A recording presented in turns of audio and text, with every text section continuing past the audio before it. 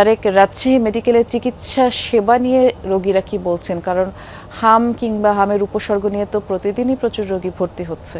বৃষ্টি, Rajshahi medical college হাসপাতালে চিকিৎসা সেবায় কিন্তু যে হামের ওয়ার্ড এবং আইসোলেশন ওয়ার্ড রয়েছে সেখানে কিন্তু বিভিন্ন পদক্ষেপ নেওয়া হয়েছে এবং রোগীরা এতে অনেকটাই সন্তুষ্ট প্রকাশ করেছেন।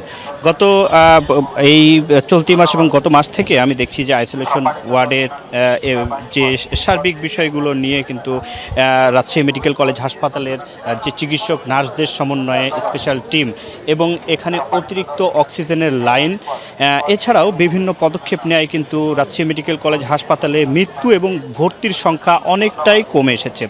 এবং এখন পর্যন্ত যতটুকু দেখতে পাচ্ছি যে আগে যেমন মৃত্যুর সংখ্যা প্রতিদিনই 2 জন 3 জন 4 জন করে থাকতো, এখন কিন্তু মৃত্যুর সংখ্যা অনেকটাই কমে এসেছে। গত কয়েকদিনে কিন্তু মৃত্যুর কোনো খবর নেই। এ বাদে ভর্তির সংখ্যাও কিন্তু অনেকটা কমে এসেছে রাজশাহী মেডিকেল কলেজ হাসপাতালে। চিকিৎসকরা যেমনটি বলছেন যে রাজশাহী বিভাগে এখন পর্যন্ত প্রায় 10 লাখ রোগীকে হামের বিশেষ যে টিকা সেটি প্রদান করা হয়েছে।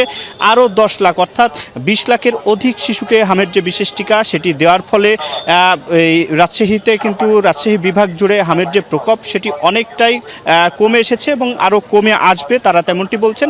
এবং চিকিৎসকরা সার্বিকভাবেই কিন্তু চেষ্টা করছেন।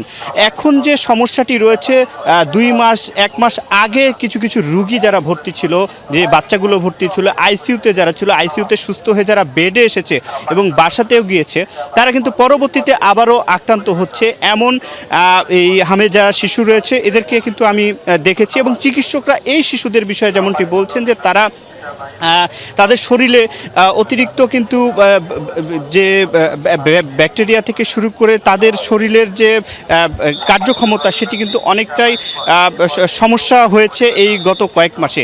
এবং সেই রুগীদেরকে কিন্তু পুরোপুরি সুস্থ হচ্ছে না। গত কয়েক মাস থেকে আমি যেমনটি দেখছি যে তাদের শরীরে নতুন নতুন ভ্যারিয়েন্ট কিন্তু চিকিৎসকরা পাচ্ছেন এবং এই ভ্যারিয়েন্টের কারণে এই শিশুগুলো সুস্থ হচ্ছে না।